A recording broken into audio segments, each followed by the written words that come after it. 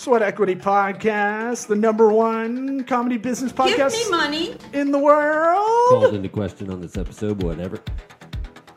Our guest Alex Levin. Sniff that right out. Yeah, that Levin bread hit hard. Some dough. It's not unleavened. Unleavened bread, whatever. If you want to check that video out, we're big time on Vimeo. Big time. Vimeo. Yeah. Remember that platform? Huge on there. Yeah, I remember. You can go watch the video, or we're putting on YouTube a little bit later after it comes out on iTunes, Apple Podcasts, Spotify, Google Podcasts, Amazon Music, iHeartRadio Podcast. Yeah. This episode is sponsored by Zupyak. The first search optimized AI writer. What is Zupyak? It's a very simplified content writer. I've been using it to crush out blog posts for clients, for my own business, for my own website. What's up, Yak? Zupyak. And guess what? You want to get the hookup? Holler if you hear me. Well, you get a promo code discount if you put in SWEAT, SWEAT, like Sweat Equity. Yeah. Like Keith Sweat. Yeah. They were so enthralled with their podcast, they wanted to be a sponsor. Yeah. And if you want to be a BFF of the show, subscribe to the podcast. You wrote Hottie Toddy in the fucking notes. Are you kidding me? That's been there I have to, or I'll forget. If you want to be our BFFs, Sorry. subscribe to the pod, rate a 5-star, give us a little short review, share the show, and let's get this not party started. Hottie Toddy! It's called SweatEquity.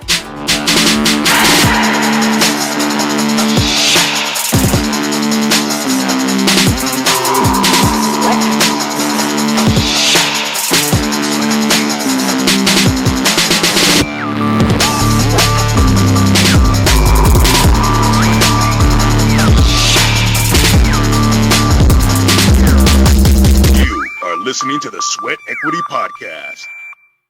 Hey, sorry to keep you waiting. It's all right. Although we were almost ready to pull plug. Yeah, we almost cut bait. Sorry about that. Just trying to finish the last call of the day. It's all good. But you guys are great. Gotta get this going. So the no shirt, no sleeves, no sunglasses. Yeah. I'm sorry. I mean. Well, we're down in Florida, and our future's so bright. Sometimes we gotta wear some sunglasses, as the rappers say. Yeah. We are rolling. We don't do any kind of pre-interview or anything. We try to be efficient for our guests. Alex, why don't you tell people where to find you, what you're about? Give them your intro so we don't have to butcher it. Thank you for having me. So my name's Alex. I'm the founder and CEO of Regal, and we're a product for outbound contact centers. So we provide phone and SMS tools for outbound contact centers to reach customers, convert them, drive more revenue. If you want to email me, you can reach me at hello@regal.io, or just go to regal.io and see more about Regal. Wow, giving the email out. Yeah, ballsy. I mean, it's not. What's your phone number? It's not A11 at. What do you do? At every company, I've also always had a at, but I sort of give a at out publicly, so I know it goes to like a different inbox. So that's not my my like day-to-day email.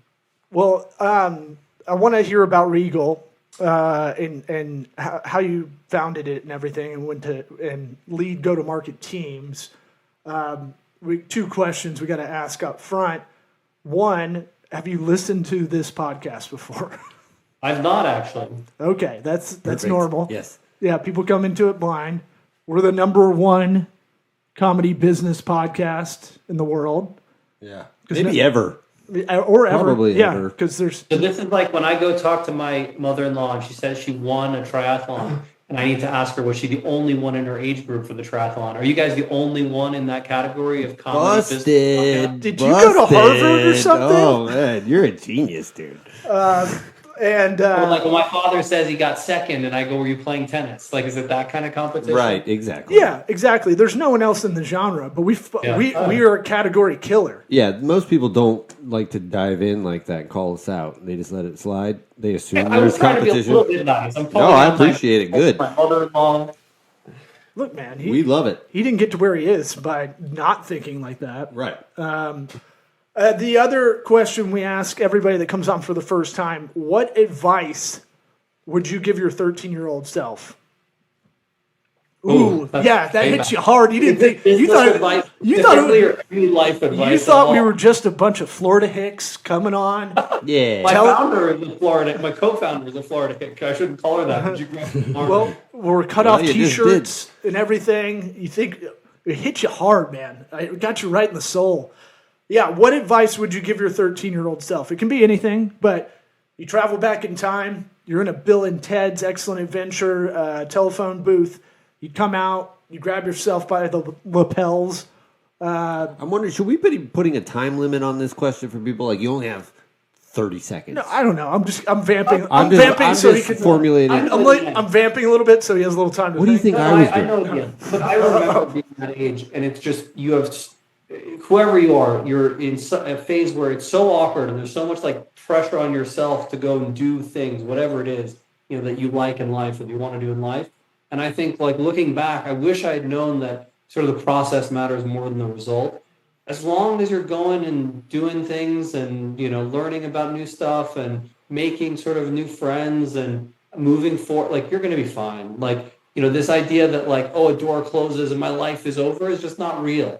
Like, one door closes, another one opens. Everything's fine. Like, I've made enormous mistakes in my life, but in the end of the day, like, you get through it and it's fine. And I think as a 13-year-old, like, you just don't have the perspective to understand that. And, as you get through life, you realize, like, yeah, it's not, everything's going to be okay. So that's your answer to yourself? That's what you're going to tell yourself? That's what I'm telling myself, yeah. Good. Well, you speak you. So I guess I would be like, that's a lot of information. I don't know what any of this means. Coach this 13-year-old. Well, were you entrepreneurial as a kid? What kind of family did you grow up in? What was the environment? Yeah, I mean, my father ran a small business, so that definitely gave us a lot of perspective at the dinner table of sort of, buy low, sell high, like what actually happens day to day, like the ups and downs and hard parts about running a business. We had little things that we did on the side, but never started a real business for sure. And then I went to work after school for tech businesses. I think I understood pretty early that there was something magical in tech businesses where you can have a very small group of people building something, doing something that impacted a huge number of people. And that's the sort of leverage of technology, right? Instead of having to go and install Windows in every single home, which is hard to scale, by using technology, you can instantly go have impacts on lots of people. And so I've been through this now a couple different times. And then this is actually the first time my co-founder and I are the founders ourselves. And so while we've seen it and we've been sort of number two, we've never actually been in that seat. And that's a whole other experience. Yeah, you were a product manager at Reuters, right? Also at Handy, which was acquired by ANGI. Angie's List. Handy, the no, not the Handy you use, not that app. No, the food stores. That's the Jack Shack. The food app. Stores, like Handy. How many bad Handy jokes have you heard? Yeah, part of this that's very amusing. So the founder of the company was Irish. And when he was getting married, he decided to do it in Ireland. So all of us flew over there for his wedding. And we're getting in the car and telling him where we're going and what we're doing. And the taxi cab driver was like, seriously? Like, that's the name of your company? So, like, first of all, like, they all, like, love that joke. But even worse is, the company became successful in the States. And anytime they wrote about him in Ireland, they'd always say, oh, so-and-so runs this big company that, does handy jobs and like handy jobs. Also, and his grandmother was convinced, first of all, that he was either some sexual deviant or that he was like the world's greatest like tinkerer and handyman. She didn't understand he ran a technology business that like served all these customers. So like people had a very weird impression of him. Yeah, no, I mean, I love the name has sticking power. Yeah. Stick to the page power. I feel like I wrote about 10 of these. Oh, my brain hurts. I wrote about 10 of these. We bought a domain actually from a German company. Doesn't do what you think. They sell cell phones because in Germany a handy is a cell phone. Interesting. Oh, I'm going to use that. Yeah, I mean, yeah, you went to Germany, which is probably sexual deviant capital, maybe Japan, I don't know. Sure, yeah. Also comedy. They love jokes. Oh, yeah, real good crowds. Real just, boisterous. I don't think they get sarcasm, from what I understand. No, they don't. No. Robot people. Yeah. Yeah, the whole experience is going to buy that domain and sort of the process of going through that. Tell us about it. We got time. Mm-hmm. Well, I mean, you can imagine, I guess, a little bit, right? So to your point, we at the time didn't own the domain and had to start figuring out who owned this. And like everyone assumed it was pornography or something like terrible. And it turned out it was the cell phone company. And, we had to like explain to them why an American company that had nothing to do with cell phones and they thought was probably something to do with sexual deviance wanted to buy this. Because, we did it anonymously. They didn't know what our company did. And so I think they were worried that they were going to sell it to somebody who's going to create a very strange website. I'm curious, what was the price tag on it? Because the domain brokerage thing is kind of interesting to me. I feel like it's cyber squatting of sorts. A lot of people are doing. For sure. Yeah, it can be. If I can neither confirm nor deny exactly the amount, but assume it's between $500,000 and $1 million for a domain like that. So, like, take current brand name. So I'll give you a funny story about our current brand name. So Regal.com is owned by GM, it turns out, not Regal Cinemas. And GM Buick Regal. And I emailed them at some point and said, hey, we'd love to have this domain. No response. And I kept emailing them, no response. And finally I called, every Friday for a couple Fridays in a row, the head of their domain management group. And she happened to answer one day. And I said, hey, I'm Alex. I'm trying to inquire about this domain. She goes, oh, I know who you are. Turns out like GM had been like spinning up a whole group to think about whether they should allow us to buy this domain. They hadn't even responded to me. So it's a perfect big company thing where without responding to me, they went and did, 6 people's worth of work for a couple months to decide whether to give it to us or not. Still under consideration, but we don't own the domain yet. I like that tenacity, though. That's like, hey, every Friday I'm going to annoy this lady, no matter what. And she was happy to talk to me. I just couldn't believe that they had done 6 people's of work without telling me. Oh yeah, that's definitely like corporate red tape, right? Bureaucratic all the way. Like, nobody thought to email the man back. No. And as your founder of, if anybody needs the real website, regal.io, just as a reminder. We own regal.ai also. I think redirect. So, if you're into that kind of thing. Are you guys implementing AI, or are you just promoting an AI that isn't really AI like a lot of people are? Mm-hmm. But what happened in our case, sort of funny, when we started the business, largely the principle was that we were using customers' sort of behavior to personalize a lot of the outreach for these large brands. So, we work with SoFi and AAA, ANGI, our old employer, and, based on what they know about you, they're trying to make sure that the outreach is relevant, they're having the right message, they're reaching the right channel, the right time.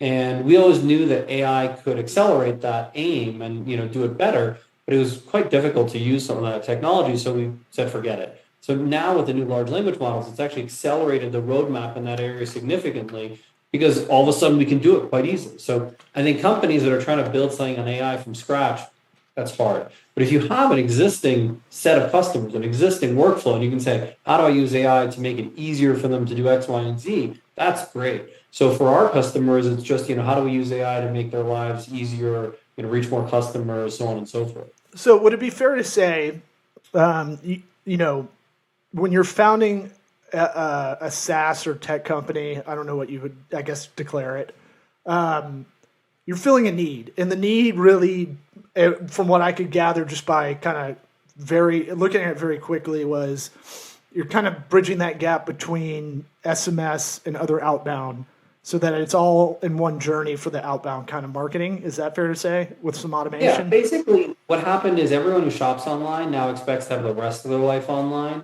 But in things like, healthcare, insurance, education, a website's not enough. And so the customer who's deciding what to do for their next 4 years of school needs to still talk with the brand.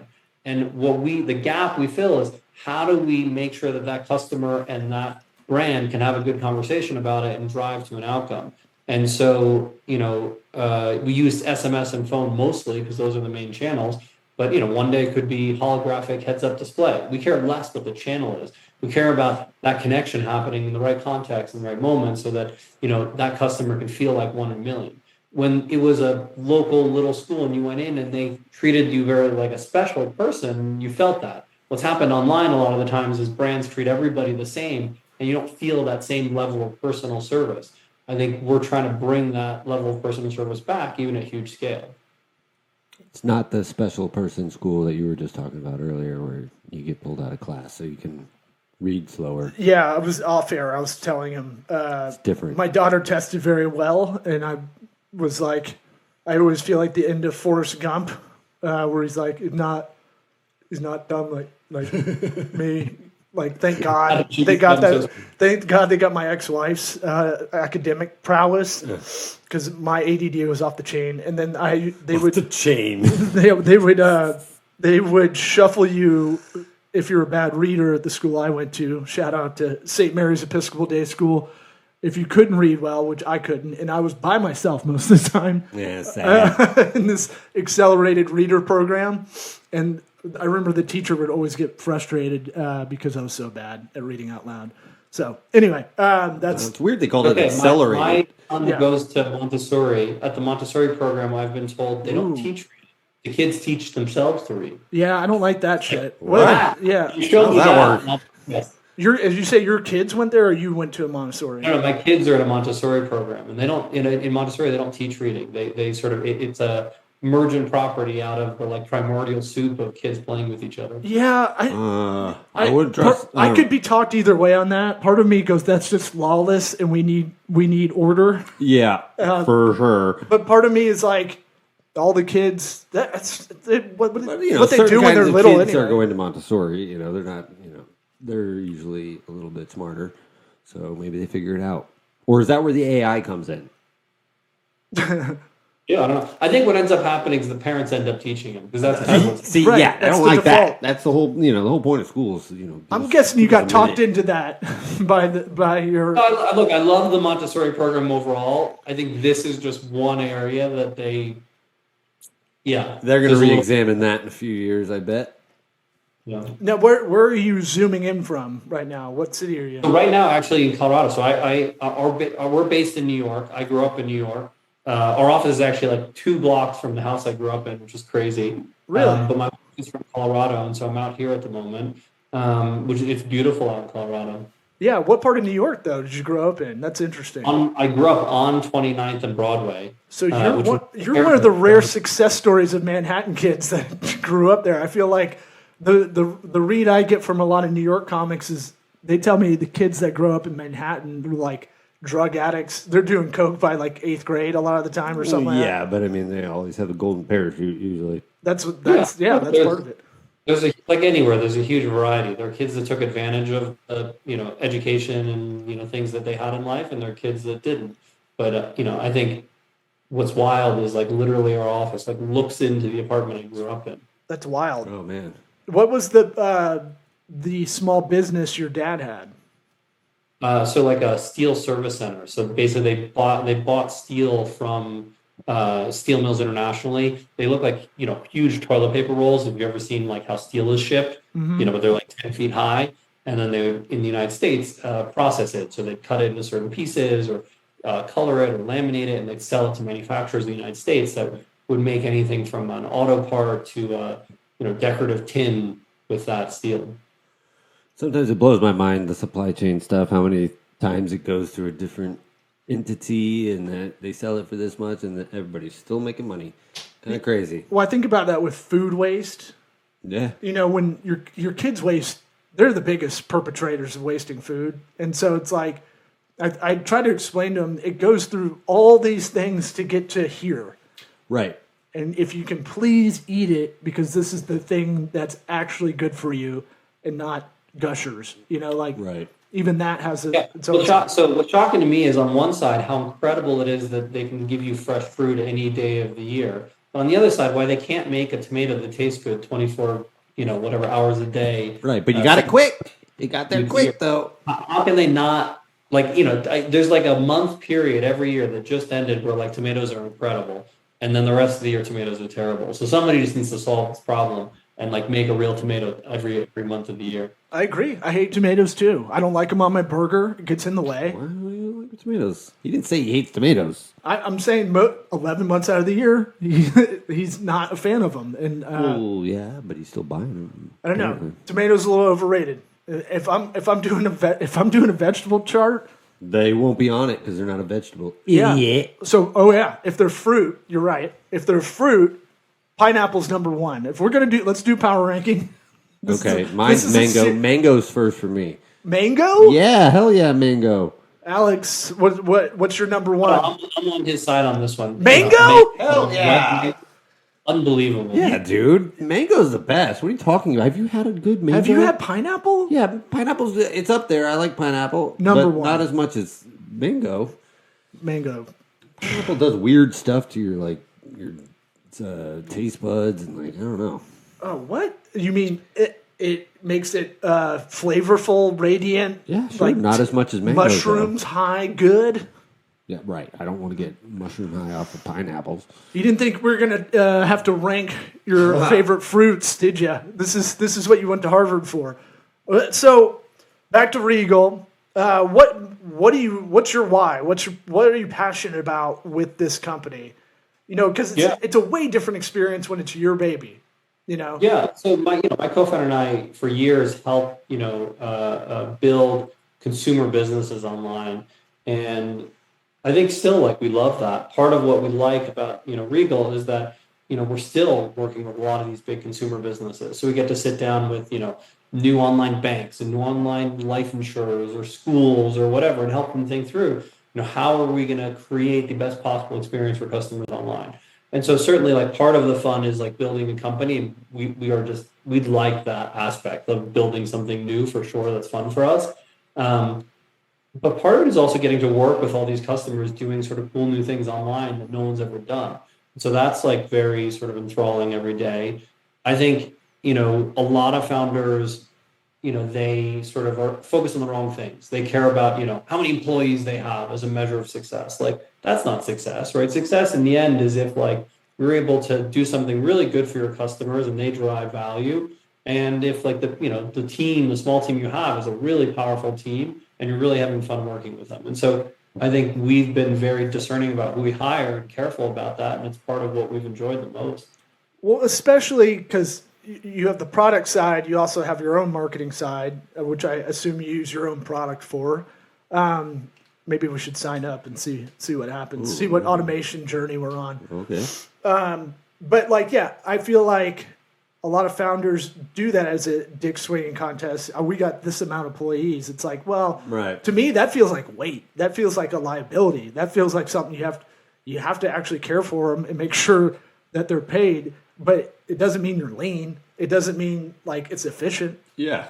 That's a terrible measure of success. Yeah, look, humans for $20 billion with whatever 20 employees, so it can be done. Mm-hmm. But it's a very unusual business that's able to do that. Yeah, it's really hard to find 20 unicorns, I guess, as they would call it. But my big question for this platform is, there's a lot of text rules coming out, a lot of laws and stuff. How do you get what is it, DMC? Is that what it's called? Did I get it right? Is that the right acronym? There's too many acronyms. Keep going and see what happens. How many letters can you say before you hit the right combination? Well, so there's a couple. There's the TCPA is the rules around making sure somebody gives you permission before you start sending them texts and calling them. And then there's the federal do not call list, which you can put yourself on if you don't want somebody to cold call you. So there's a number of different rules. By and large, though, we're not anywhere close to the gray area. So there are companies historically that would basically buy your phone number, do all kinds of terrible things. We have not touched that business. We work with brands where customers are coming to them. They come with intent, and they allow it. Take AAA as a good example, right? You're becoming a member of AAA because you see value in this. It's pretty exclusive. Now you're a member, though, right? There's millions of other members. And so, if every time you call, they don't remember who you are. If every time they call you, they go, oh, wait, let me read you the same script I gave everybody else. If every time they call you, you go, I told you last time I have a truck, not a sedan. If that keeps happening, you as a customer are going to have a worse and worse experience, right? So overall, what we care about is making sure that these brands are able to have much better experiences with their customers. That's the core piece of it. Yeah, so that anybody that is talking to them on the phone, it gives them the cheat sheet of like, okay, I know all. I just had I got a bunch of IKEA stuff, right, and it was all messed up, probably from shipping, and so I had to get on the live chat to do it. Hung up on me, like the live chat hung up on me. It was like, ooh, we're experiencing bear stuff. Stuff that's terrible. And I had to download the chat. I had to copy and paste it. I had to do this 5 times. Oh, that's the worst. You just got to keep typing. Then, I've learned to just copy it. Then they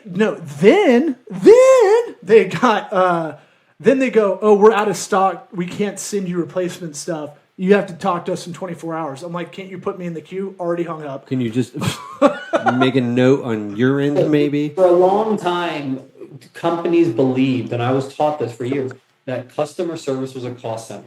And the goal was to digitize as much of it as possible. And then when you tried to reach them, deflect the inbound and push you into other channels that didn't require humans. And that was the goal.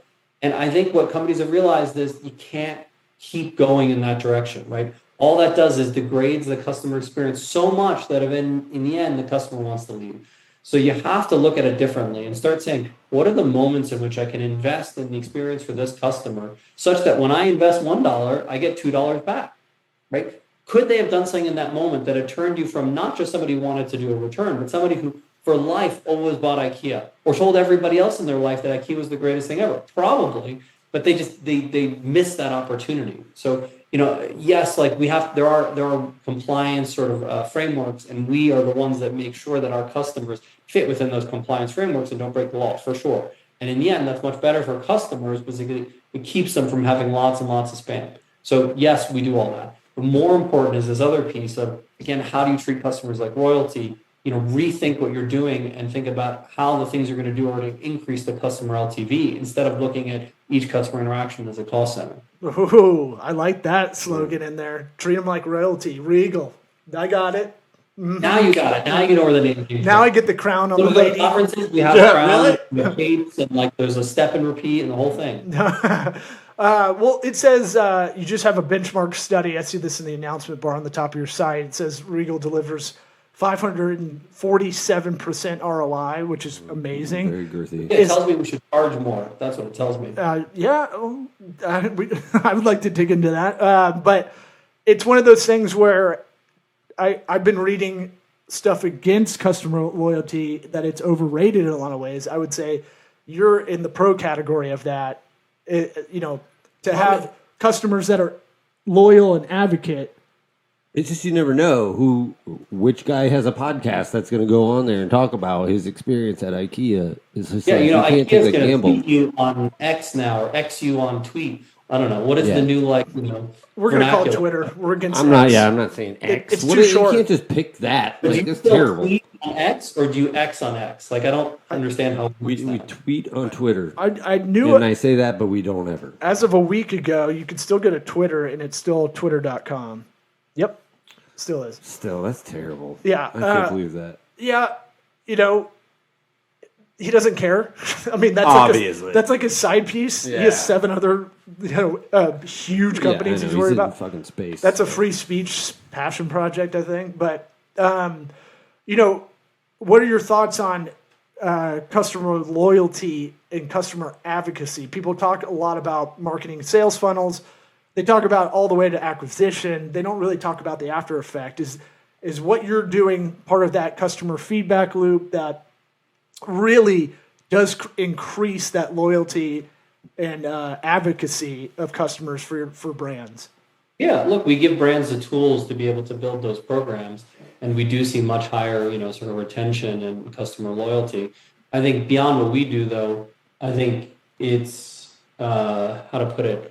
The customer expectation around advertising has changed drastically, right? They don't want a big brand just telling them what the brand thinks, right? They don't want the brand coming and saying, hey, buy Target because we're Target, right? They much prefer somebody that is in their social group or friends of a friend, right? So relatively close to the social group who says, I went to Target. I had this experience. Here's what it meant for me. And, even though that's a paid influencer, all of a sudden that feels much more authentic to the customer and it leads to much better engagement. So I think that shift from a world where advertising just spoke at people to this sort of way of sort of it being more ingrained in your life. It's even, it's in SMS, so it's more personal, right? It's, in Instagram, within, what your friends are doing. I think like that's a big shift, and some brands are doing that well and making sure that they get more people creating user-generated content, Target being one of them that tends to do it well. And other brands are, not taking advantage of it, and, maybe Bud Light being an example of somebody who did it really wrong and it's crushed their business. Yeah. Well, that one's the funniest to me because they make fun of Anheuser-Busch or InBev for that gaffe, and it's like, then they threw the what was it? The owner of the agency that they hired, and she was like, "I thought this would be like cutting edge," and they're like, "Wow, you've never had a Bud Light in your life. Like, you're not the demo." Yeah, no, I'm not making a comment about the original campaign. They tried to start engaging with influencers. Then the execution from there led to user-generated content being created against them, and ultimately sales getting crushed. So, like, they weren't able to control the advocacy of their customer base. And so I think, like, these brands that are smart today are shifting from, sometimes it's called shifting from sort of rented media to owned media. They're shifting from a world where you go on LinkedIn and you put it on LinkedIn, LinkedIn chooses who it's shown to a world where I have a direct relationship with X customer and I can get in a conversation with them or show them a video or do whatever in a way that's much more personal and directed, and we can build that relationship together and that advocacy together. We'll never do rent-to-own media because that's a ripoff. You never pay that off. I'm still paying a couch, for 25 years. 30 grand. Alex, anything else you want to get off your chest before we skedaddle? No, I mean, I think, best of luck to you guys in your new endeavor and, being the #1 business comedy podcast in the country. I can't tell if he had a good time or not. I like that you called it a new endeavor. Yeah. We're on episode 431. Yes. We've been doing this 7 years. 7+. I thought my joke was okay, but it's okay. No, you're good, man. Appreciate you coming on. Regal.io if you want to check it out. If you want to email him directly, it's a@regal.io or hello@regal.io. Thanks for coming on. Thank you.